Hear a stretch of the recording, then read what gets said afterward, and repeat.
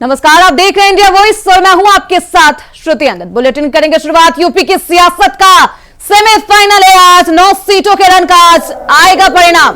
उपचुनाव का रिजल्ट अब कुछ ही देर में भी जारी किया जाएगा। 8 बजे से पोस्टल बैलेट से वोटों की गिनती शुरू की जाएगी, यानी कि कुछ ही देर, महज कुछ सेकंड्स, कुछ मिनटों में रुझान भी आ जाएंगे। शुरुआती रुझान आप सभी के सामने होंगे। 8:30 बजे से ईवीएम मशीनों से वोटों की गिनती शुरू की जाएगी। सीसा, मऊ, मीरापुर, कुंदरकी में वोटों की होगी गिनती। कटिहारी, करहल, गाजियाबाद में भी काउंटिंग की जाएगी। मतगणना को लेकर सभी तैयारी पूरी कर ली जा चुकी है।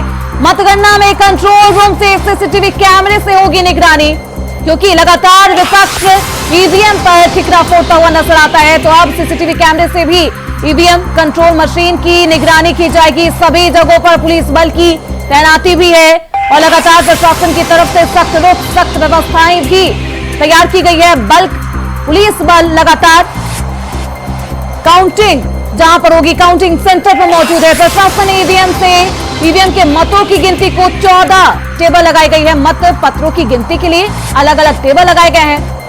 तो लगातार आज जिस दिन का इंतजार तमाम पार्टियां कर रही थी, खासतौर पर भाजपा और समाजवादी पार्टी, आज उस दिन, उस नतीजे का अब बस कुछ ही देर में सभी के सामने वो तस्वीरें साफ हो जाएगी। साथ साथ महाराष्ट्र और झारखंड का सियासी भविष्य भी आज ही तय होगा, यानी कि महाराष्ट्र और झारखंड में किसकी सत्ता होगी, इसका भी फैसला आज किया जाएगा। जेएमएम होगी या फिर भाजपा या फिर गठबंधन की सरकार आपको महाराष्ट्र में भी बनती हुई नजर आएगी, झारखंड में भी देखना बेहद दिलचस्प होगा, क्योंकि आज ही वो तस्वीरें जिसके लिए सभी तैयारी लगातार कर रहे थे पिछले महीने से, आज वो तस्वीरें सभी के सामने होगी। तो यूपी की सियासत का सेमीफाइनल यानी कि 27 का ट्रेलर आज जारी किया जाएगा। पिक्चर भले ही बाकी हो, 27 में पिक्चर देखिएगा, लेकिन ट्रेलर आज ही जारी किया जाएगा। उपचुनाव के नतीजे दिशा और दशा यूपी की सियासत का तय करने वाले हैं, जिसके लिए दोनों ही पार्टियों की तरफ से लगातार हुंकार भरी जा रही थी। मतदान के दौरान प्रशासन पर ठिकरा फोड़ा गया विपक्षी पार्टियों के द्वारा। अब नतीजे आते हैं तो किस पर हमलावर विपक्षी पार्टियां नजर आती है, या फिर से जो लोकसभा चुनाव में भाजपा के साथ हुआ वो एक बार फिर से दोहराया जाता है, जनता वही दोहराती है। देखना बेहद दिलचस्प होगा। तो आज उपचुनाव का रिजल्ट आएगा। जनता का जनादेश भाजपा के लिए और समाजवादी पार्टी के लिए बेहद महत्वपूर्ण है। ये सियासी भविष्य तय करने वाले हैं कि 27 में किसकी चलेगी, किसकी बयानबाजी चलेगी, वोट युद्ध होगा या फिर धर्म युद्ध होगा। तो आज सत्ता किसके हाथों में जाएगी, झारखंड में और महाराष्ट्र में, ये देखना भी बेहद दिलचस्प है। पूरे देश की निगाह खासतौर पर आज झारखंड और महाराष्ट्र में, साथ ही साथ यूपी के उपचुनाव के नतीजों पर भी सभी की निगाहें टिकी है। तो महाराष्ट्र और झारखंड का सियासी भविष्य आज तय होने वाला है।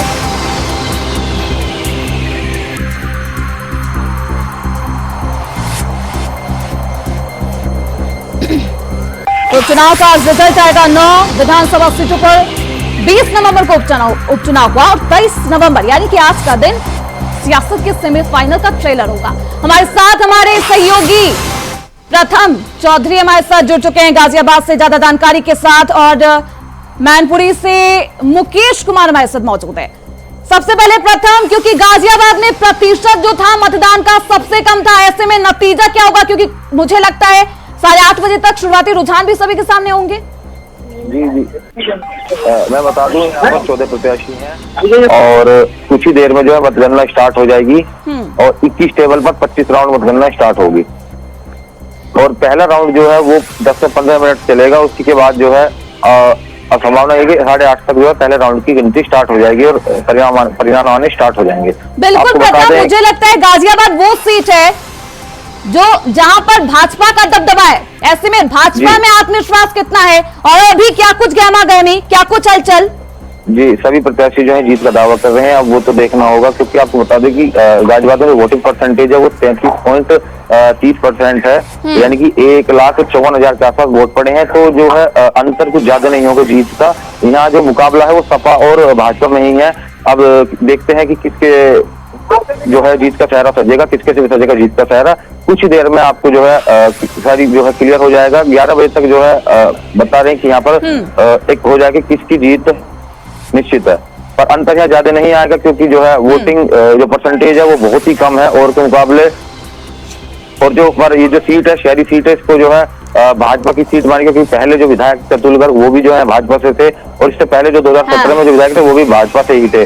तो माना जा रहा है कि सपा और बीजेपी में जो कड़ा मुकाबला है, थोड़ी देर में जो है पता चल जाएगी। बस कुछ ही देर, मुझे लगता है कि सभी की धड़कनें तेज होगी, खासतौर पर समाजवादी पार्टी और बीजेपी के दलों में, कार्यकर्ताओं में उत्साह भी होगा, क्योंकि लगातार दोनों ही तरफ से जीत के लिए हुंकार भरी जा रही थी। और ये सेमीफाइनल का ट्रेलर है, पिक्चर भले ही 27 में देखेंगे प्रथम, लेकिन ये ट्रेलर आज के दिन ही रिलीज होगी। आशुतोष मिश्रा हमारे साथ जुड़ चुके हैं मुजफ्फरनगर से, मैं आपके पास आऊंगी आशुतोष, लेकिन मुकेश क्या कुछ अभी स्थिति, क्योंकि काउंटिंग कुछ ही देर में शुरू होगी, क्या कुछ हलचल? श्रुति जी मैं बता दूं, मैं अभी इस समय मतगणना स्थल के बाहर ही मौजूद हूँ। यहाँ 3 बैरियर्स लगाए गए हैं, सुरक्षा के पुख्ता इंतजामों के साथ मतगणना 8 बजे अभी स्कैनिंग शुरू हो गई है। बस कुछ ही देर में पहले राउंड की काउंटिंग के परिणाम आ जाएंगे। 14 टेबलों पर ईवीएम की जो है वो 33 राउंड में इस पूरी करहल विधानसभा की काउंटिंग पूरी की जाएगी। उसके बाद जो परिणाम आएंगे उसके बाद पता लगेगा कि तीनों जो प्रत्याशी हैं, अभी 3 पार्टी जो मैन है, बहुजन समाज पार्टी, समाजवादी पार्टी और भारतीय जनता पार्टी, तीनों के प्रत्याशियों ने अपनी जीत का दावा करते हुए नजर आ रहे हैं। इसके बाद सुरक्षा की व्यवस्था की बात की जाए तो यहाँ बिना किसी व्यक्ति को मोबाइल इलेक्ट्रॉनिक उपकरण ले जाने की अनुमति नहीं है, जिसके लिए मैसेज डिटेक्टर की भी व्यवस्था की गई है। उसके स्कैनिंग के बाद ही वो अंदर तक जा सकेगा, और जो क्रमक कर्मी है उसके लिए आई कार्ड जारी किए गए हैं। तो उन प्रत्याशी के जो वो है एजेंट है, वो उनको अंदर प्रवेश करा दिया गया है। तलाशी ले जाने के बाद उसके बाद कुछ ही देर पहले राउंड के परिणाम आने वाले। बिल्कुल, मैनपुरी समाजवादी पार्टी का गढ़, जिस पर लगातार बीजेपी कब्जा करने की तो कोशिश करती रही, लेकिन क्या आज वो कब्जा कर पाएगी, क्योंकि कई साल बीत चुके हैं, 2002 के बाद अभी तक कब्जा नहीं कर पाई। आशुतोष मिश्रा, मुजफ्फरनगर मतदान के दौरान मीरापुर सीट पर खूब हंगामा देखने को मिला, अभी क्या कुछ स्थिति है, क्योंकि काउंटिंग कुछ ही देर में शुरू होगी, 8:30 बजे रुझान भी सामने आ जाएंगे। बिल्कुल श्रुति, आपको बता दूं 8 बजे से काउंटिंग शुरू होनी है। काउंटिंग को लेकर प्रशासन की जितनी व्यवस्थाएं हैं वो सब हो चुकी है। एजेंट की जो है, एजेंट होता है वो पत्रकार है, अन्य कोई भी लोग उनकी साथी होकर उसके बाद ही अंदर भेजा जा रहा है। लगभग 24 राउंड की वहाँ पर जो है काउंटिंग चलेगी, और उसके बाद जो भी नतीजे सामने आएंगे वो बाकी चल रहा है। कितने राउंड काउंटिंग चलने वाली है, और अभी क्या कुछ व्यवस्था है काउंटिंग सेंटर पर? लगभग 24 राउंड के लिए जो है वो काउंटिंग हॉल में यहाँ पर ऑस्ट्रेलियन पुलिस पर्याप्त मात्रा में लगा दिया गया है।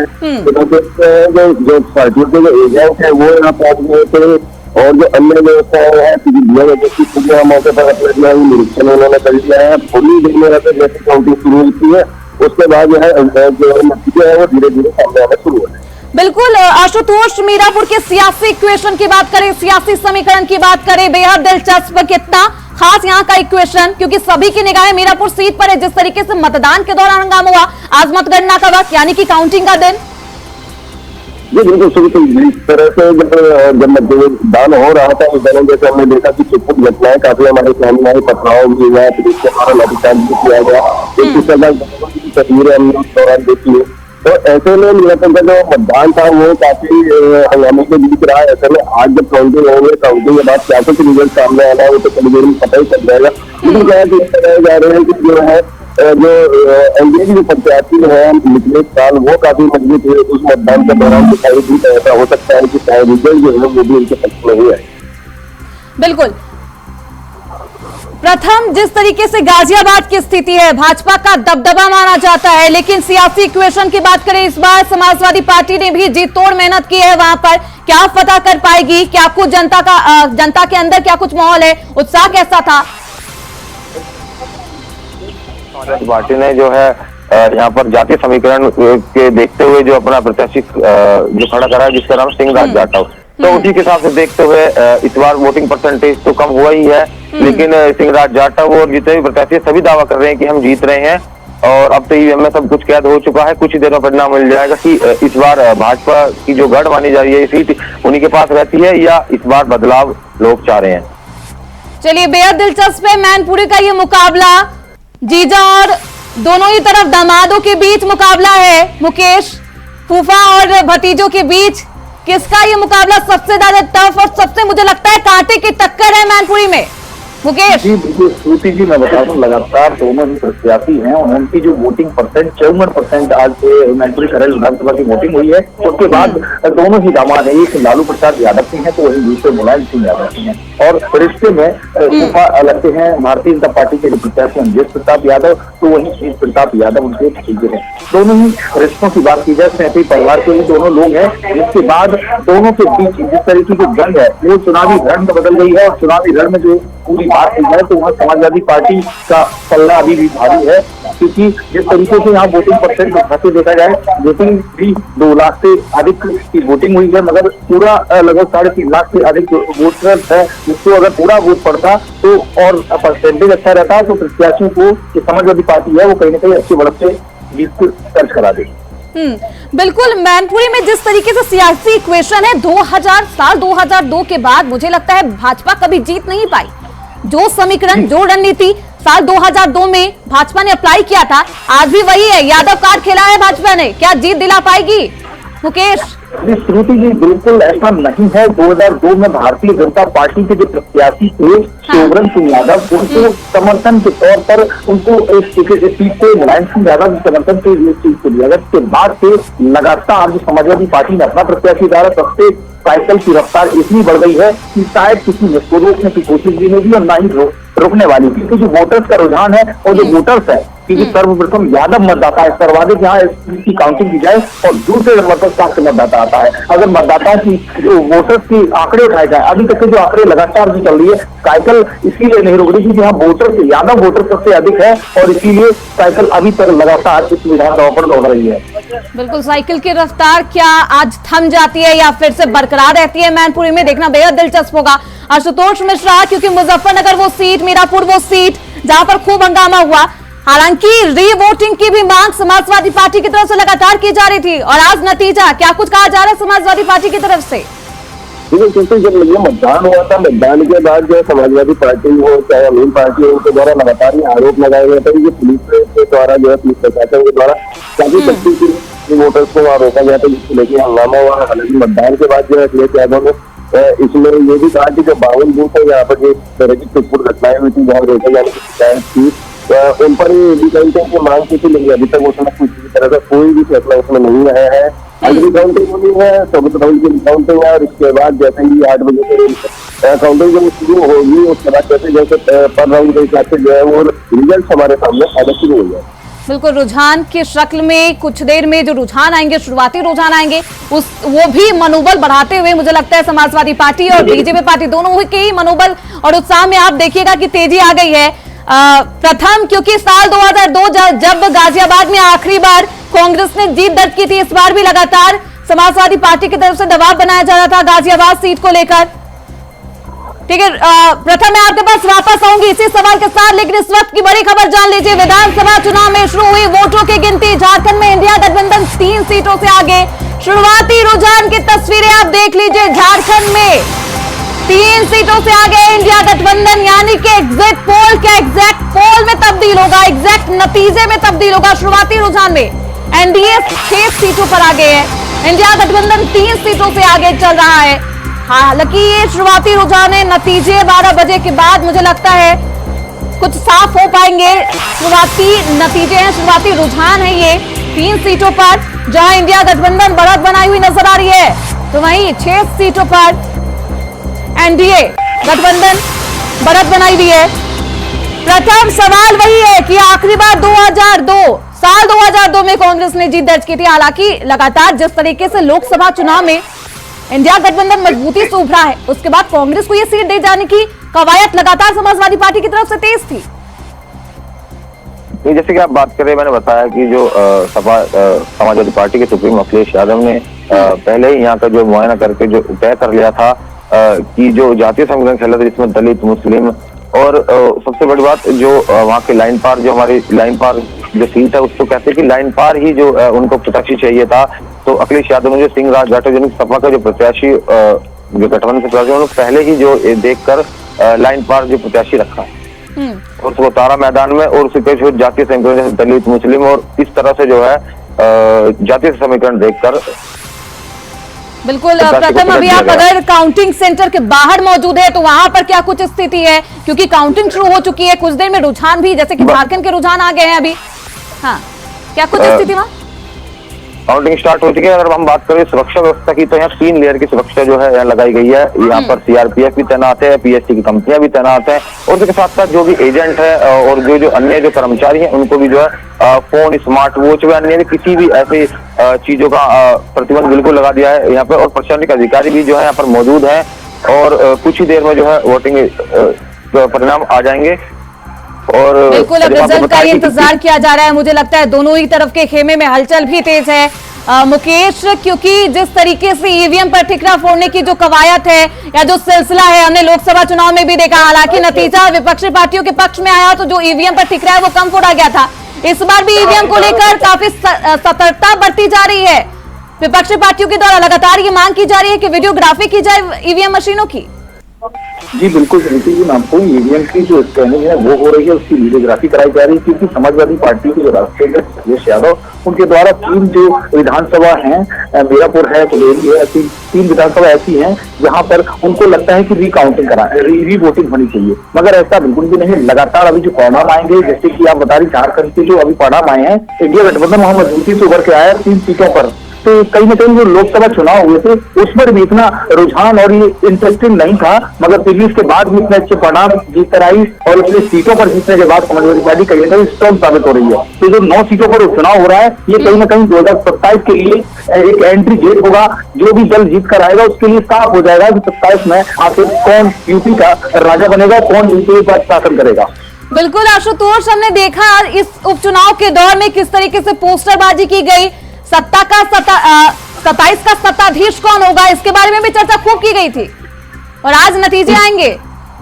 जी पोस्टर की राजनीति हो रही है, बयानबाजी लगातार हो रही है, उसको तो देखा ही जा सकता है, लेकिन जिस तरीके की पोस्टर की राजनीति पहली बार देखने को मिली है, एक दूसरे के पोस्टर पर बयानबाजी हुई, कटोगे तो बटोगे, डरोगे तो डर जाओगे, काटिए जाएगा बाजी जाएगा, इन जैसे बयानों से हालांकि पब्लिक पर कोई इफेक्ट नहीं पड़ा है। फिलहाल राजनीतिक जो डिस्टेंस थे, दल थे, उनको पूरा इसका लाभ मिला हो या न मिला हो वो तो बात की बात है। फिलहाल जो वोटिंग, जो चुनाव का रण था, उसमें बहुत ही इंटरेस्टिंग देखने को मिला है पूरी यूपी के अंदर, और खास तौर पे मैनपुरी, क्योंकि मैनपुरी और सीट मानी जाती है पूरी 9 सीटों में से, क्योंकि यहाँ अखिलेश यादव खुद विधानसभा विधायक जीत कर गए थे इसी सीट से, और 63,000 लगभग वोटों से जीत कर उन्होंने अपनी जीत दर्ज कराई थी। अब देखना यह होगा कि यह साइकिल लगातार जो दौड़ रही है, क्या उनके खेमे में कितनी परसेंटेज बढ़ाकर जा सकेगी। बिल्कुल मुकेश, देखना बेहद दिलचस्प होगा कि जीजा और ये जो जीजा की लड़ाई है, या फिर जो दामाद के बीच जो बिसात बिछाई गई है, उसमें विजयी कौन होता है।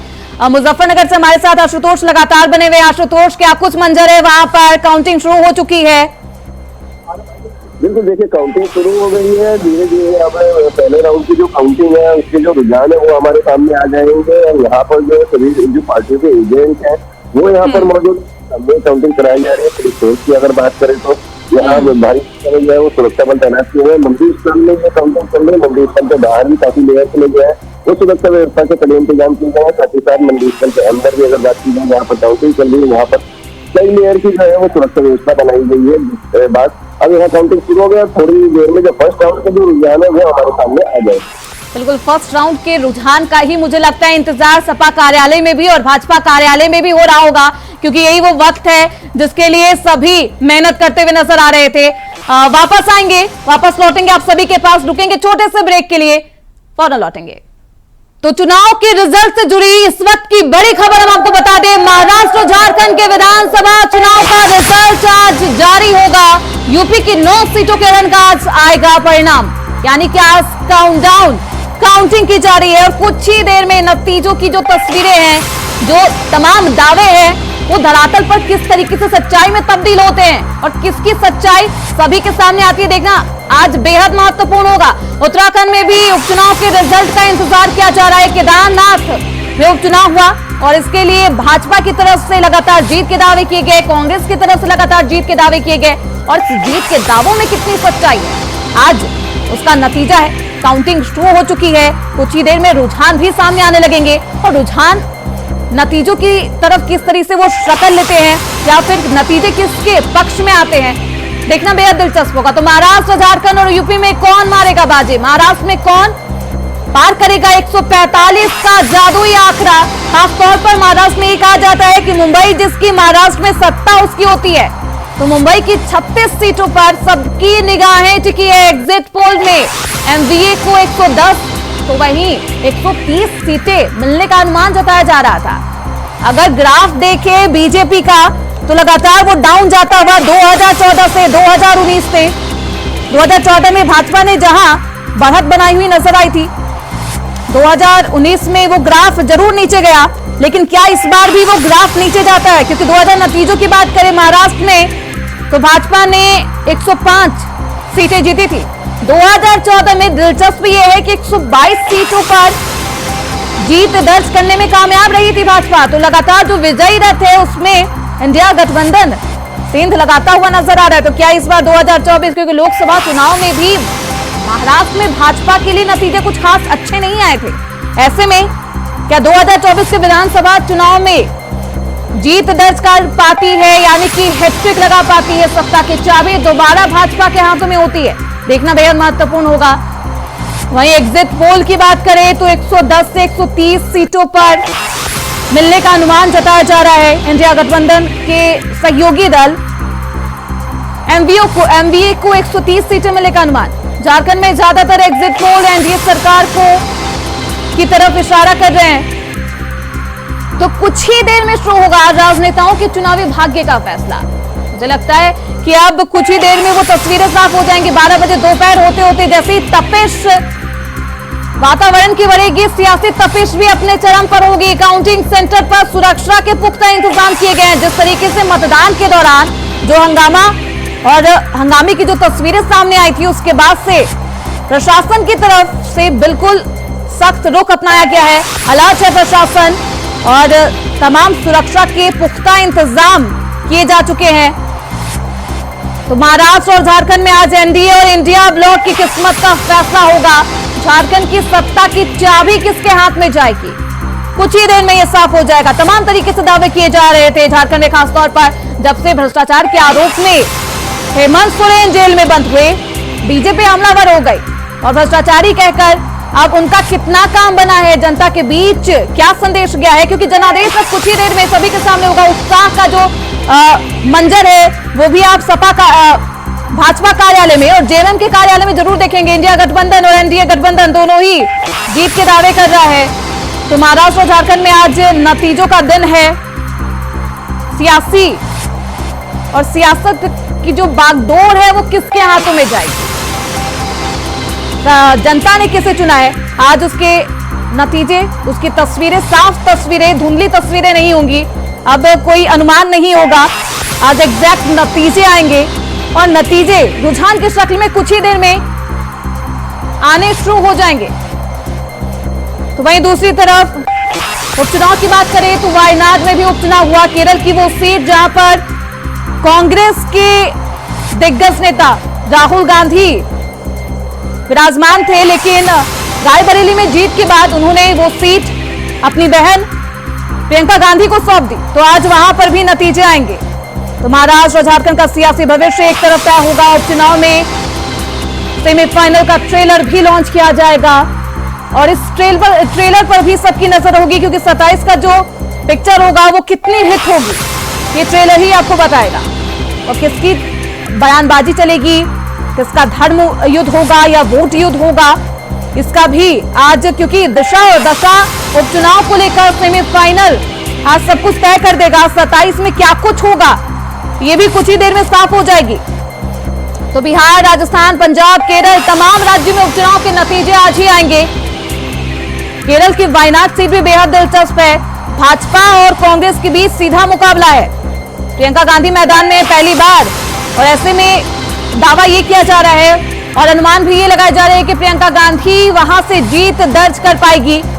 हालांकि जीत मिलने के बाद क्या समाज कांग्रेस की तरफ से, इंडिया गठबंधन के सहयोगी दलों की तरफ से ईवीएम पर ठिकरा फोड़ा जाता है या फिर नहीं, क्योंकि लगातार जैसे ही जिस सीट पर हारती है इंडिया गठबंधन की टीम, ईवीएम को टारगेट किया जाता है। तो महाराष्ट्र में सबसे ज्यादा, अगर महाराष्ट्र की सीटों की बात करें, 288 सीटें हैं। सबसे ज्यादा 149 सीटों पर बीजेपी ने हुंकार भरी है। एकनाथ शिंदे शिवसेना की बात करें तो 81 सीट उनको मिली थी। अजीत पवार के नेतृत्व वाली एनसीपी की बात करें तो 59 सीटों पर उन्होंने चुनाव लड़ा है। वहीं दूसरी तरफ कांग्रेस ने 101 सीट, शिवसेना ने 95 सीट और एनसीपी शरद पवार गुट 81 सीटों पर इस बार चुनावी हुंकार भरती हुई नजर आई। तो बेहद, क्योंकि लगातार भाजपा का जो ग्राफ है महाराष्ट्र में वो गिरता हुआ नजर आया। दूसरी तरफ झारखंड की बात करें तो 2019 में पीएम मोदी के फेस को अपना हथियार भाजपा ने बनाया था, लेकिन वो हथियार काम तो करता हुआ नजर नहीं आया। इस बार क्या काम करेगा, क्योंकि चंपाई सोरेन जिस तरीके से आदिवासी का एक प्रमुख चेहरा भाजपा के पाले में जाते हैं, उससे क्या कुछ संदेश गया होगा, खासतौर पर कोल्हान की सीट पर, संथाल की सीट पर, क्योंकि ये बेहद महत्वपूर्ण सीटें हैं और यहीं से जीत तय होती है। यानी कि सत्ता की जो चाबी है इन्हीं सीटों से जाती है झारखंड में। तो झारखंड के काफी सीटों पर आज जो भी 2 चरणों में वोटिंग हुए उसके नतीजे आएंगे। और इस बार बेहद दिलचस्प झारखंड का यह भी है कि झारखंड में सबसे ज्यादा 30 साल में सबसे ज्यादा वोटिंग हुए। तो क्या ये वोटिंग सत्ता परिवर्तन के लिए जनता ने दिया है या फिर सत्ता बरकरार रखने के लिए, हेमंत सोरेन को बरकरार रखने के लिए? इसके भी जो नतीजे हैं, जो तस्वीरें हैं, वो साफ हो जाएगी कुछ ही देर में। 2024 में 67 से ज्यादा वोटिंग हुए हैं झारखंड में। इसके मायने बेहद दिलचस्प है। दोनों ही तरफ से मनोबल बढ़ा हुआ है। कहा जा रहा है बीजेपी की तरफ से, भाजपा की तरफ से कहा जा रहा है कि वो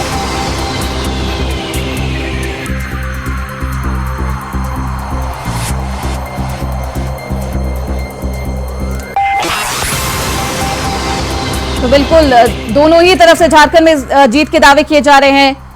वोटिंग प्रतिशत को देखकर दोनों पार्टियों का ही मनोबल बढ़ा हुआ है। हालांकि अब किसका मनोबल टूटता है, किसका मनोबल चरम पर पहुंचता है, कुछ ही देर में साफ तस्वीरें सभी के सामने होगी। शहनवाज अलीगढ़ से हमारे साथ हमारे संवाददाता ज्यादा जानकारी के साथ जुड़ चुके हैं। शहनवाज, खैर वो सीट जहां पर सबसे ज्यादा दबदबा भाजपा का माना जाता है, वोटिंग की जो काउंटिंग है वो शुरू हो गई होगी, क्या कुछ तस्वीरें अभी तक? देखिए, कुछ देर में यहाँ पर काउंटिंग शुरू होने जा रही है। हालांकि सबसे पहले यहाँ पर पेपर गिने जाएंगे, उसके बाद अनुमान है कि 8:30 बजे से ईवीएम मशीनें खोली जाएंगी, जिसमें जो भी भारतीय जनता पार्टी या समाजवादी पार्टी जो प्रत्याशी होगा उसको डाल के बंद है। और कुछ ही देर के बाद यहाँ पर वोटिंग होनी शुरू हो जाएगी। और फिर बताया जाता है कि लगभग 11 बजे तक ये निर्धारित किया गया कि यहाँ पे उसकी जीत हुई है। बिल्कुल, अलीगढ़ की वो तस्वीरें भी साफ हो जाएंगी जिस पर लगातार दबदबा माना जाता है भाजपा का। हालांकि समाजवादी पार्टी की तरफ से भी कोई कसर नहीं छोड़ी गई इसे साधने के लिए। मुकेश कुमार हमारे साथ लगातार बने हुए। मुकेश, अभी क्या कुछ स्थिति है? काउंटिंग शुरू हो चुकी है, रुझान की तस्वीरें क्या किस तरफ इशारा कर रही है अभी?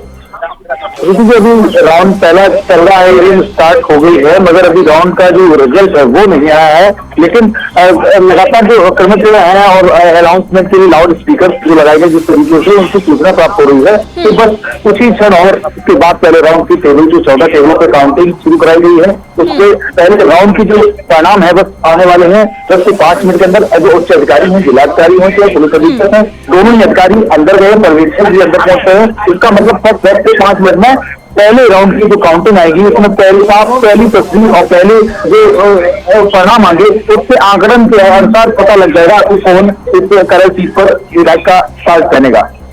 सबसे पहले पोस्टल बैलेट से गिनती की जा रही है मुकेश? जी जी जी बिल्कुल। उसके बाद ईवीएम पर, हाँ, पहले पोस्टल बैलेट की काउंटिंग है, उसके बाद तुरंत ईवीएम की होगी। लेकिन राउंड जो होने कंप्लीट होने के बाद भी परिणाम दिए जाएंगे दोनों के साथ। बिल्कुल, ईवीएम को लेकर लगातार विपक्षी पार्टियां हमलावर होती है। ऐसे में क्या विपक्षी पार्टी की तरफ से कोई काउंटिंग सेंटर पर मौजूद है, किसी तरीके की हलचल? अभी बिल्कुल साइलेंट हैं। दोनों पक्ष यहाँ आ चुके हैं, उनके एजेंट, उनके जो काउंटर अकाउंट कराने वाले जो कर्मचारी हैं उनके वो पहुंच चुके हैं, बिल्कुल शांतिपूर्ण ढंग से पहुंचे हैं। दोनों के गेट अलग अलग रखे गए, एंट्री गेट गेट नंबर 1 से और गेट नंबर 2 से भारतीय जनता पार्टी नरवेश प्रताप अपने समर्थक कर यहाँ पहुंचेंगे। अभी कुछ ही देर में, क्योंकि उनके कार्यकर्ता जो है वो आ चुके हैं। समाजवादी पार्टी गेट नंबर 1 से एंट्री कराई गई। दोनों ही पार्टियों को किसी भी तरीके से एक दूसरे के प्रति न मिल पाए, अलग अलग रूट रखे गए हैं और यातायात की पूर्ण रूप से डिवाइडेशन किया गया। चीज के बाद जिस तरीके जुलूस या जश्न मनाया जाएगा, इनका भी विशेष ध्यान के साथ सुरक्षा के इंतजाम पूरे शहर में किए गए हैं। लेकिन इस बार मुकेश सबसे अगर पिछले बार की तुलना करें, 2022 की तुलना करें, तो 2024 में जो वोटिंग प्रतिशत है वो कम हुआ है। इसके परिणाम क्या होंगे, नतीजे क्या होंगे फिर? कि वोटिंग परसेंट हालांकि कम हुआ है, मगर वोटर्स की जो पहली चीज है ना, यादव वोटर्स, वो इतना स्ट्रॉन्ग है, जितना पड़ा होगा जिस पार्टी को मिला होगा, उसमें डिवाइडेशन अगर होता है तो कहीं ना कहीं सीट एक से उसी से पहले जाने की कोशिश कर सकती है, मगर ऐसा शायद नहीं होगा, क्योंकि जो शासक मतदाता है, एसटी मतदाता है, जो बहुजन पार्टी का भी प्रत्याशी मैदान है, तो कहीं ना कहीं शासक के जो वोटर्स है, जो सर्वाधिक सेकंड नंबर पर है इस विधानसभा में, अगर उसने डिवाइडेशन कहीं किया है तो कहीं ना कहीं दोनों प्रत्याशियों के लिए बिल्कुल कांटे की टक्कर। बिल्कुल, आपने अभी शाख के मतदाताओं की बात की। मुझे लगता है बसपा पार्टी शाख के मतदाताओं को साधने में या फिर वोट कटवा की भूमिका निभाने में इस उपचुनाव में दिखती हुई नजर आएगी। जी बिल्कुल सत्य है, क्योंकि कहीं ना कहीं बहुजन समाजवादी पार्टी कभी अपने प्रत्याशी को चुनाव नहीं लड़ाती, मगर इस बार उन्होंने सोचा और 9 सीटों पर अपने प्रत्याशी उतारे हैं। कांग्रेस ने हालांकि सीटें मिली, मगर उसके बाद भी अपने प्रत्याशी इतना दम से लड़ाने की कोशिश नहीं की, क्योंकि उनको 27 का जो ग्राफ है वो दिख रहा है। समाजवादी पार्टी 9 सीटों में से जो सीटें जीतती है, उसके बाद भी 27 में समाजवादी पार्टी के साथ मिलकर विधानसभा के चुनाव उत्तर प्रदेश में लड़ने की तैयारी में कांग्रेस। बिल्कुल, अब विधानसभा चुनाव का ही आज ट्रेलर मुझे लगता है मुकेश कुछ ही देर में सभी के सामने होगा। पिक्चर कितनी हिट होगी और किसकी हिट होगी, मुझे लगता है उसके बाद सियासी संदेश भी आने लगेंगे। हमारे साथ लगातार शहनवाज हुसैन मौजूद है। शहनवाज, खैर सीट का क्या कुछ सियासी इक्वेशन और कितना दिलचस्प इस बार बेहद टक्कर वाला मुकाबला है भाजपा और समाजवादी पार्टी के बीच? जी बिल्कुल, आप जैसे श्रुति बता रही हैं कि खैर विधानसभा हालांकि पिछले कई दशकों से भारतीय जनता पार्टी का दबदबा रहा है, लेकिन इस बार चुनाव कुछ अलग देखने को मिल रहा है। आप बिल्कुल साफ तौर पर कह सकते हैं कि इस समय समाजवादी पार्टी की बिल्कुल टक्कर है, और जो विशेषज्ञ हैं उनका ये मानना है कि जिस तरीके से खैर विधानसभा में पहले के मुकाबले इस बार पोलिंग परसेंटेज डाउन हुआ था, वह कहीं ना कहीं भारतीय जनता पार्टी को नुकसान पहुंचा सकता है। हालांकि कुछ लोगों का जो विशेषज्ञ उनका ये भी कहना है कि भारतीय जनता पार्टी एक तरफा जीत हासिल कर रही है। हालांकि 4,02,000 वोट थे टोटल, इनमें से 1,86,000 ही वोट पड़े हैं। पोलिंग परसेंटेज भी 46.55 रही है, तो कुछ कह सकते हैं कि यहाँ पर कांटे की टक्कर देखने को मिल सकती है समाजवादी और भारतीय जनता पार्टी के बीच। हालांकि कुछ ही देर के बाद यहाँ पर ईवीएम खोलकर मतगणना शुरू हो जाएगी और कुछ ही देर के बाद रुझान आना शुरू हो जाएंगे। बिल्कुल, रुझान की तस्वीरें आनी शुरू हो जाएगी, तो मुझे लगता है समाजवादी पार्टी और भाजपा कार्यालय में उत्साह भी देखने को मिलेगा। मुझे लगता है कि जिस तरीके से अलीगढ़ की जो खैर सीट है उस पर लगातार दबाव बनाया जा रहा था कि इंडिया गठबंधन जीते, हालांकि यहाँ दबदबा भाजपा का माना जाता है, कांग्रेस पीछे हट गई। वजह क्या है? क्योंकि कांग्रेस की उम्मीदवार चारू कैन पर समाजवादी पार्टी ने दाव लगाया इस बार। शहनवाज, आप जी बिल्कुल, इस समय जो समाजवादी पार्टी से चारू कैन को लाया गया था, उनका माना जाता है कि जो उनका राजनीतिक कैरियर है और उनके जो ऊपर वाले लोग हैं उनका कहीं ना कहीं जाट लैंड से संबंध है, एसटी भी उनके साथ मिले हुए। इसी के चलते समाजवादी पार्टी के द्वारा चारू कैन को प्रत्याशी बनाकर खैर विधानसभा में उतारा गया था। हालांकि अगर चारू कैन की बात करें तो कुछ लोगों का ये भी मानना है कि चारू कैन को भी वोट दिया जाएगा, क्योंकि पिछले कई दशकों से भारतीय जनता पार्टी का यह दबदबा था, विकास के नाम पर सिर्फ बात हुई थी। हालांकि यहाँ कुछ गांव के द्वारा वोट बहिष्कार भी किया गया था, जिसको उपरांत साफ तौर पर इसी कारण ये भी कह सकते हैं कि पोलिंग परसेंटेज डाउन रही, 46.55 रही, और कहीं ना कहीं ये भी माना जा सकता है कि भारतीय जनता पार्टी को इसका नुकसान उठाना पड़ेगा।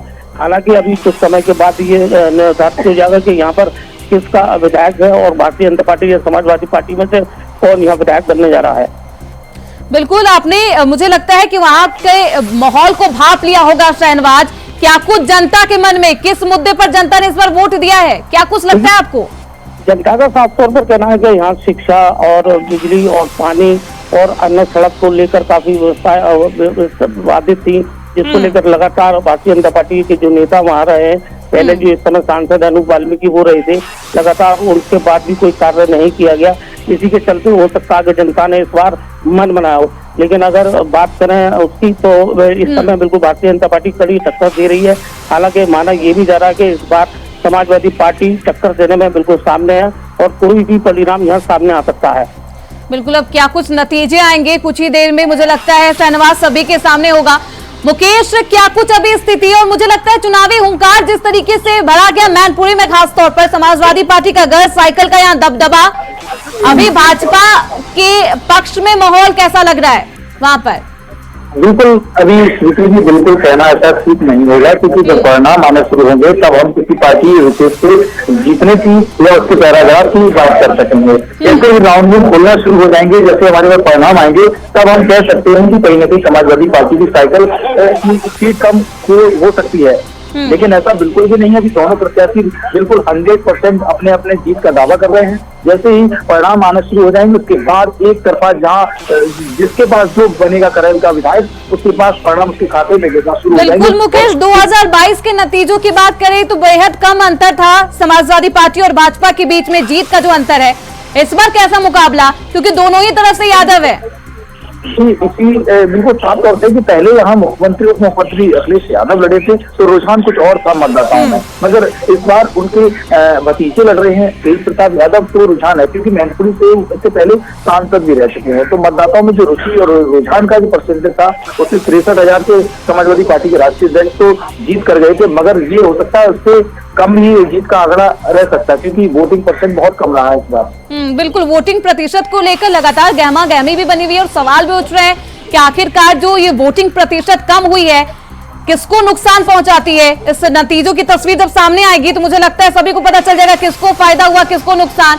शहनवाज, अभी क्या कुछ तस्वीरें हैं खैर सीट पर, और साथ ही साथ ये भी बताइए क्योंकि जिस तरीके से खैर सीट पर भाजपा का दबदबा माना जाता है, अभी वहां पर क्या कुछ माहौल है?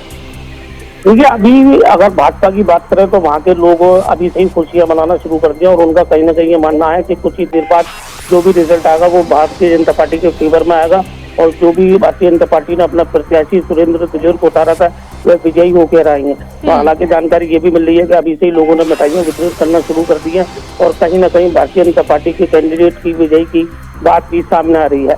हालांकि कुछ ही देर के बाद अब ये बिल्कुल तय होने वाला है कि यहाँ से किसकी सीट निकलती है भारतीय जनता पार्टी इस शहर विधानसभा पर काबिज होती है। बिल्कुल, अभी से मिठाई की तैयारी, मिठाई खरीदना, बांटना और बनाना दोनों ही शुरू हो चुका होगा क्योंकि खैर वो सीट है शहनवाज जहां पर भाजपा का दबदबा माना जाता है और यहाँ पर लगातार बीजेपी जीत दर्ज कराती आई है। अभी कितने राउंड में काउंटिंग होगी? देखिए, 14 टेबलों पर 31 राउंड में काउंटिंग होने जा रही है और माना यह जा रहा है कि जिस तरीके से मजिस्ट्रेट बता रहे हैं कि 11 और 12 के बीच में यहाँ रिजल्ट आने वाला और कुछ ही देर में यहाँ पर ये रिजल्ट आने के बाद ये स्पष्ट हो जाएगा कि शहरी प्रशासन सभा पर विजयी बना भारतीय जनता पार्टी कैंडिडेट या समाजवादी पार्टी कैंडिडेट विजयी हुए। हालांकि माना ये भी जा रहा है कि जैसे पहले से दबदबा भारतीय जनता पार्टी का शहर विधानसभा पर रहा है, इस बार भी भारतीय जनता पार्टी का ही दबदबा रहेगा। बिल्कुल मुकेश, क्योंकि बटेंगे तो कटेंगे ये बयान खूब चर्चा में रहा, इस पर आपने पोस्टर भी तमाम देखे होंगे, इसका असर क्या जनता के बीच गया था? कोई संदेश? मुद्दे की बात नहीं हुई थी। हाँ जी बिल्कुल, बेरोजगारी की बात नहीं की किसी ने।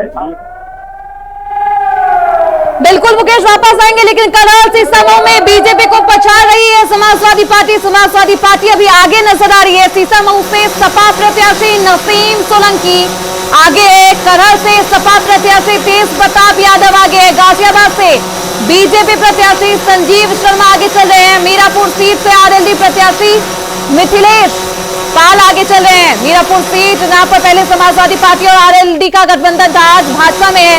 फूलपुर से बीजेपी प्रत्याशी दीपक पटेल आगे हैं, मझवा से बीजेपी प्रत्याशी सुचिस्मिता मौर्य आगे चल रही है। तो करहल, सीसामऊ, मझवा, फूलपुर सबकी निगाहें इन तमाम 9 सीटों पर है और ऐसी तमाम सीटें हैं, खासतौर पर मीरापुर सीट पर आरएलडी की जो उम्मीदवार है वो आगे चल रहे हैं। करहल पर लगातार करहल और सीसामऊ में समाजवादी पार्टी का दबदबा बरकरार नजर आ रहा है। तो तेज प्रताप यादव अभी भी समाजवादी पार्टी से आगे चलते निकले हुए नजर आ रहे हैं। तेज प्रताप यादव, मुकेश आगे चल रहे हैं, उत्साह बढ़ गया होगा मुझे लगता है समाजवादी पार्टी के खेमे का। जी, श्रुति में सुबह से ही जब से हम लोग लगातार बता रहे हैं, आपको जानकारी दे रहे हैं, समाजवादी पार्टी 24 साल की जो साइकिल की सीट है, नेताजी मुलायम सिंह यादव का जो गढ़ और घर कहा जाता है और राष्ट्रीय अध्यक्ष भी इसको गढ़ और घर के रूप में लेते हैं। हालांकि भारतीय जनता पार्टी ने इस तरीके से जो प्रयास किए हैं उससे साफ ये लग रहा है कि कांटे की टक्कर होगी, लेकिन पहले राउंड में ही जो तेज प्रताप को बढ़त मिली है, इससे साफ आईना बिल्कुल साफ होता हुआ नजर आ रहा है कि कहीं हो न हो शीशा मुंह और यहाँ पर दोनों ही जगह लगा जीतने की उम्मीद बताई जा रही है। इसको लेकर समाजवादी पार्टी कहीं न कहीं इस पर स्पीड हो सकता है रफ्तार मुकेश बटेंगे तो कटेंगे, इस बयान का कुछ खास असर बिल्कुल मैनपुरी में दिखता हुआ नजर नहीं आया।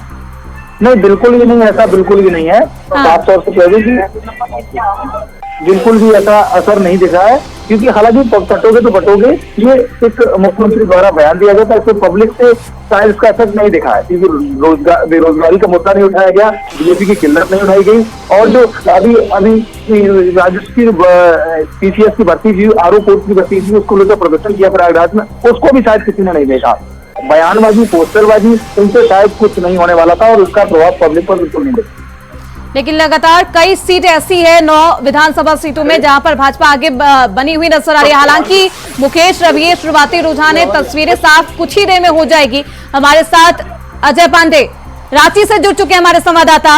अजय, क्या कुछ तस्वीरें, किस तरीके से रुझान किस ओर इशारा कर रही है? देखिए, अभी तक तो रुझान की अगर बात कर ले तो अभी तक शुरुआती दौर है। अभी तो बैलेट जो पेपर से मतदान जो किए गए हैं उसकी भी काउंटिंग जारी है, इस पर अभी अंदाजा नहीं लगाया जा सकता है। और लेकिन ये बात तो तय है जिस प्रकार से एग्जिट पोलों ने जिस प्रकार से झारखंड को जनादेश दिया है, जिस प्रकार से उन्होंने कहा कि एक और बड़ी खबर सामने आ गई है। चुनाव के नतीजे लगातार सामने आ रहे हैं। विधानसभा चुनाव में शुरू हुई वोटों की गिनती और काउंटडाउन शुरू हो चुका है। शुरुआती रुझान में एनडीए 25 सीटों पर आगे नजर आ रही है। झारखंड में इंडिया गठबंधन 10 सीटों से आगे है। विधानसभा चुनाव में शुरू हुई वोटों की गिनती और लगातार झारखंड में जो आज सियासी फैसला है, सत्ता का फैसला सभी के सामने होगा। शुरुआती रुझान में एनडीए आगे है 25 सीटों पर, तो दूसरी तरफ इंडिया गठबंधन 10 सीटों पर बढ़त बनाई हुई नजर आ रही है। हालांकि ये शुरुआती रुझान है, बैलेट पेपर से अभी बैलेट पेपर की गिनती हो रही है, उसका ये रुझान है। अजय, देखा आपने एनडीए 25 सीटों पर आगे है। रुझान की जो तस्वीरें हम अभी आपको दिखाए, वही दूसरी तरफ एनडीए इंडिया गठबंधन माफ करिएगा वो 10 सीटों पर आगे चल रही है।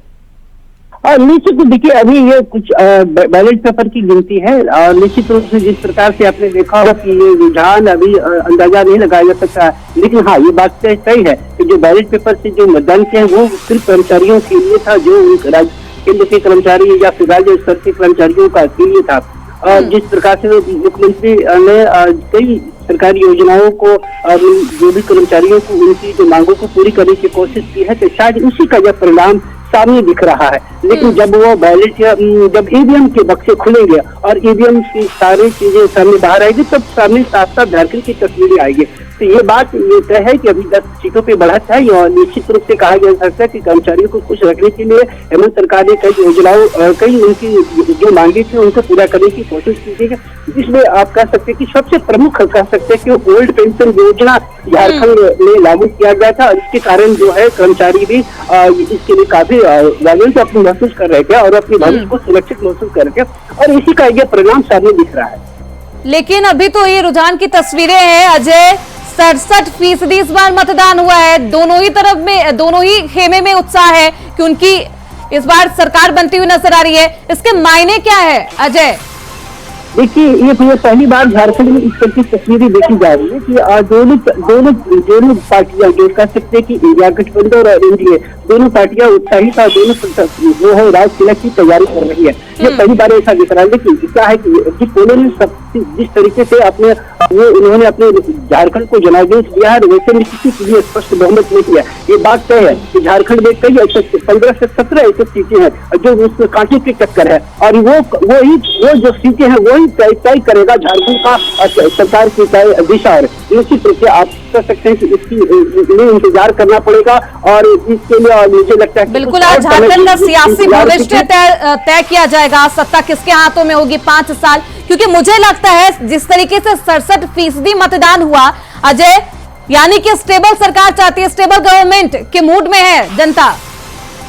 हाँ, जो निश्चित रूप से जिस प्रकार से इसका जो आप कह सकते हैं कि पहाड़ियों से लेकर के उन जंगलों में जिस प्रकार से वोटों की जो मतदान हुआ, और इससे निश्चित रूप से राज्य की जो जनता है वो स्टेबल सरकार चाहती है, स्थिरता सरकार चाहती है। और देखिए दोनों पार्टियों ने अलग अलग तरीके से अपनी हिसाब से और इन्हें मैनिफेस्टो जारी किया है, जिस प्रकार आप कह सकते हैं कि दोनों पार्टियां जो है फ्री विल का जो ज्यादा प्रमुखता राज्य में दिया है। और जिस प्रकार कह सकते हैं कि राज्य में जिस प्रकार गोगो दीदी योजना या कह सकते हैं कि मैया योजना को जिस प्रकार से जनता ने महिलाओं ने यहाँ पर स्वीकार किया है और इसका जनादेश झारखंड को देखने को मिल सकता है। तो आज झारखंड के लिए सबसे बड़ा महत्वपूर्ण दिन है, क्योंकि कई ऐसे दिग्गज यानी मुख्यमंत्री से लेकर के अपर मुख्यमंत्री या केंद्रीय मंत्री या फिर कह सकते हैं राज्य के कई ऐसे बड़े दिग्गज चेहरे आज उसकी प्रतिष्ठा दांव पे लगी है और इसकी वोटों की गिनती पूरी काउंटिंग है और कह सकते हैं यह तमाम प्रत्याशियों की धड़कनें भी तेज है। बिल्कुल धड़कनें तेज है। अभी माहौल कैसा है, क्योंकि रुझान आने शुरू हो गए हैं, रुकेंगे लेकिन देखिए किस तरीके से लगातार रुझान की जो तस्वीरें हम आपको बता रहे, यूपी की सभी 9 सीटों के रुझान अब सामने आ गए हैं और 6 सीटों पर भाजपा आगे, 3 सीटों पर समाजवादी पार्टी आगे नजर आ रही है। करहल सीसामऊ कुंदरकी में समाजवादी पार्टी का दबदबा, मीरापुर सीट पर बीजेपी आरएलडी प्रत्याशी आगे है, कटिहारी, फूलपुर, मझवा, गाजियाबाद, खैर में बीजेपी आगे चल रही है। यूपी की 9 सीटों के जो रुझान है वो सामने आ गए, यानी कि जो ट्रेलर है 27 का वो बेहद चौंका रहा है। हालांकि नतीजे क्या होंगे, क्योंकि एग्जिट पोल में भी बिल्कुल ऐसा ही कुछ इशारा किया जा रहा था कि 5 से 7 सीटें भाजपा के खेमे में जाएगी। मुकेश, 5 से 7 सीटें एग्जिट पोल में भी दिखाया जा रहा था कि भाजपा के खेमे में जाएगी। तस्वीरें भी कुछ रुझान की जो तस्वीरें हैं हालांकि कुछ इसी और इशारा कर रही है।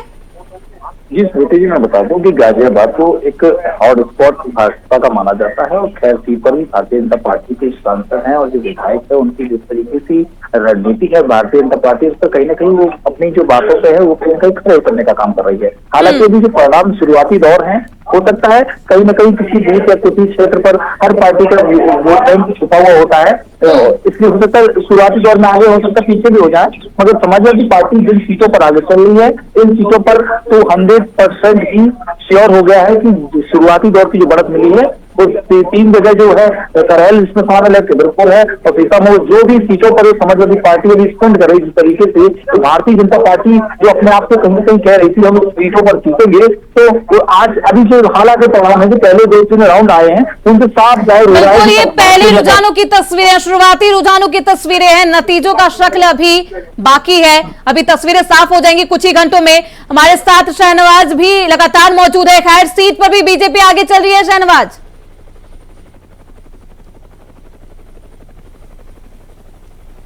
शहनवाज आपको आवाज आ रही है? देखिए जिस तरीके से बता दूं, अभी पोस्टल बैलेट पेपर खुला और अभी जानकारी ये मिली है कि खैर विधानसभा पे भारतीय जनता पार्टी ने बढ़त बढ़ा दी है। कुछ ही समय के बाद अब ये ईवीएम खोल ली जाएंगी, उसके बाद ये कुछ समय के बाद डिक्लेयर हो जाएगा कि वहां पर और रुझान भी आने लगेंगे कि किसकी सीट यहाँ से निकलने वाली है। फिलहाल अभी पोस्टल बैलेट पेपर खोले जा रहे हैं और उनमें अभी भारतीय जनता पार्टी ने बढ़त बना रखी है। बिल्कुल, पोस्टर बैलेट अभी खुल रहे हैं, उसकी ये रुझान की ये तस्वीरें हैं। अभी ईवीएम का खुलना बाकी है, क्या फिर तस्वीरें बदल जाती है, देखना बेहद दिलचस्प होगा, क्योंकि उपचुनाव नहीं है बल्कि 27 का ये ट्रेलर है और 27 की जो पिक्चर होगी वो कैसी होगी इसी से अंदाजा लगाया जाएगा। हमारे साथ अजय लगातार बने हुए। अजय, 67% जब मतदान हुआ था 2014 में, भाजपा की सरकार बनी थी, सबसे ज्यादा हुआ था। 30 साल बाद एक बार फिर से प्रतिशत बढ़े हैं वोटिंग के, क्या कुछ इसका मंजर, क्या भाजपा क्योंकि बेहद उत्साहित है, कह रही है सत्ता परिवर्तन होगा? ये बिल्कुल जो देखिए कह सकते हैं कि झारखंड में जिस प्रकार से मतदान हुए और कह सकते हैं ये कहा जा सकता है कि जो अंदर की करंट है यानी गांवों की करंट अलग रही है और शहरों की करंट अलग रही है। और निश्चित रूप से एक बात ये है कि आदिवासी के क्षेत्रों की बात की क्या कहें तो निश्चित रूप से इंडिया गठबंधन या झारखंड मुक्ति मोर्चा की दबदबा बढ़ने को देखने को मिला है। जिस प्रकार से आप कह सकते कि कोहलान की कई ऐसी सीटें हैं जो जिस पार्टी की टक्कर नहीं कर सकते कि कई सीटें हैं जो क्लीन चिट ले सकता है। और आप कह सकते कि संथाल की मैं अगर बात करूं तो संथाल की कई ऐसी सीटें हैं जो आदिवासी क्षेत्र में माने जाते सुरक्षित सीटें माने, वहां की जो झारखंड मुक्ति मोर्चा कार्य को देखने को मिला है। और निश्चित रूप से मुझे लगता है कि इन दोनों जगहों में झारखंड मुक्ति की बढ़त देखने को मिलेगी। लेकिन दूसरी तरफ आप यह कह सकते हैं कि जिस प्रकार के गाँव शहरी क्षेत्रों की अगर हम बात करें, यानी कोयलांचल की बात करें, उत्तरी छोटानागपुर सीटों की बात करें, हम पलामू की बात करें, हम बात करें राज्य राजधानी 6 सीटों की बात करें, तो निश्चित रूप से वहां की जो मतदाताओं का अंदर का जो कारण की जो देखने को मिला है और निश्चित रूप से एनडीए की ओर रुझान देखने को मिला है। तो ये भरोसा अब चाहे कि इसीलिए जिस प्रकार से तमाम एग्जिट पोल किया था एजेंसियों ने, उन्हें किसी भी पार्टी को मजबूत करना देखने को नहीं मिला। बिल्कुल, कार्तिक की टक्कर एग्जिट पोल में भी नजर आई थी अजय। हालांकि एग्जैक्ट तस्वीरें भी अब लगातार सामने आ रही है। माहौल कैसा है भाजपा कार्यालय में, और साथ ही साथ क्योंकि याद होगा आपको हरियाणा विधानसभा चुनाव में जब रुझान आने लगे थे तभी जलेबी भी बटने लगी थी और बनने भी लगी थी, कहा जा रहा था कि पीएम मोदी को ही भेजा जाएगा। अभी क्या कैसा माहौल? देखिए, अभी शुरुआती दौर है और कार्यालय की बात करें तो दोनों पार्टियां अभी स्थिति की नजाकत को भाप रहे हैं। और अभी चूंकि तैयारी दिन का तापमान बढ़ने देंगे और उनकी उसके बाद फिर इन दिन के तापमान के बाद उत्साह भी बढ़ेगा और फिर दूसरी तरफ अब निराशा भी देखने को मिल सकती है। तो अभी इंतजार करने की जरूरत है। मुझे लगता है कि इंतजार कुछ इस समय और करे और जिस प्रकार मतलब कि जो गलती पहले दोहरा दी गई है, कर दी गई है, उसे दोहराया नहीं जाएगा इस बार कांग्रेस की तरफ से चाहे वो भाजपा की तरफ से, क्योंकि दोनों ही बेहद उत्साहित नजर आने लगते हैं। मैनपुरी में क्या कुछ स्थिति है मुकेश, क्या कुछ रुझान अभी तक के सामने आ गए?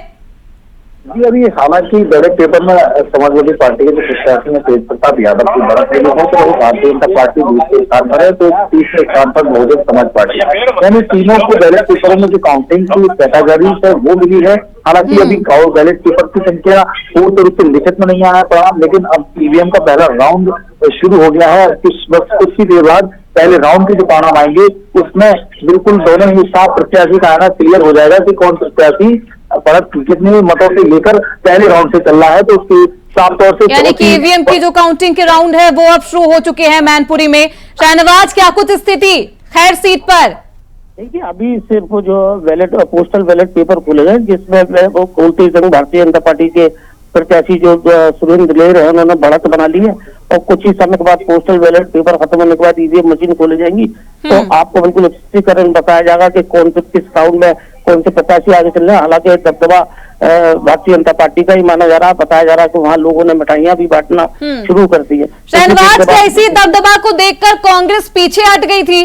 क्योंकि लगातार ये कहा जा रहा था कि कांग्रेस डर गई है इसलिए खैर सीट से पीछे अपने आप को, दूसरी तरफ सदर सीट से भी पीछे खुद को खींच ली थी। कांग्रेस की बात करें तो कांग्रेस का साफ तौर पर कहना था कि समाजवादी पार्टी से जो हमने कैंडिडेट उतारा वो कहीं ना कहीं कांग्रेस के ही कैंडिडेट क्योंकि गठबंधन में आता है। हालांकि इस कांग्रेस की तरफ से कोई बड़ा नेता इसमें आया नहीं था, जिसके बाद समाजवादी पार्टी का कहना था कि शाहरुख जो हमारी तरफ से उतारे वो वहाँ उनका दबदबा है और कहीं ना कहीं एक कड़ी की टक्कर मत देखने को मिलेगी। आपको रुझान की तस्वीरें लगातार सामने आ रही है। अब क्या कुछ नतीजा होता है, क्योंकि झारखंड का सियासी भविष्य भी अजय आज ही तय होगा और इंडिया गठबंधन में कितना दम है, क्योंकि हरियाणा में वो दमखम दिखा नहीं था, आज लेकिन तय किया जाएगा। देखिए, आप कह सकते हैं कि इंडिया गठबंधन और एनडीए दोनों कॉन्फिडेंट के रूप में देखा जा रहा है। दोनों पार्टियां हैं वो तमाम दावे कर रही कि हम सरकार बनाएंगे। आपने लगातार देखा हो कि तमाम की बड़ी जो शीर्ष नेता है वो अपनी दावे सरकार बनाने की दावे की, लेकिन अंदर खाने के बाद इतना ही डर है। लेकिन क्या है कि अब जनादेश जो भी पोल आया और जो इन्होंने एग्जिट पोल पर विश्वास करते हुए देखा कि दोनों की स्थिति बहुत मजबूत देखने को नहीं मिले और फिर ये कल जो अंदर की जो बात है, दोनों पार्टियां ने अंदर से वो सारे प्रत्याशियों से एक सीटों पर अपनी गणना की और वो आकलन किया और इस आकलन की इस नतीजे पर पहुंचने के बावजूद दोनों पार्टियां कहा जा सकता है कि जिस प्रकार से आपने देखा होगा कि 2019 के चुनाव में जलेबियां बचने लगी, लड्डू बचने के कई ऑर्डर्स दिए गए, लेकिन इस बार वैसी स्थिति नहीं। बिल्कुल अजय, ये झारखंड का जो सियासी मंजर है वो बेहद दिलचस्प है। बने रही है अजय हमारे साथ, आगे भी आपका रुख करेंगे। बहुत शुक्रिया मुकेश आपका और शहनवाज आपका इन तमाम जानकारियों के लिए। तस्वीरों पर नजर रखिए क्योंकि ये तस्वीरें सेमीफाइनल की जो तस्वीरें हैं वो फाइनल की ओर भी इशारा करेंगे। 27 पर भी एक सियासी संदेश देती हुई नजर आएंगी। क्या कुछ कहा जा रहा है इस शुरुआती रुझान की तस्वीरों को देखने के बाद? राजनीतिक बयान क्या कुछ आ रहे हैं?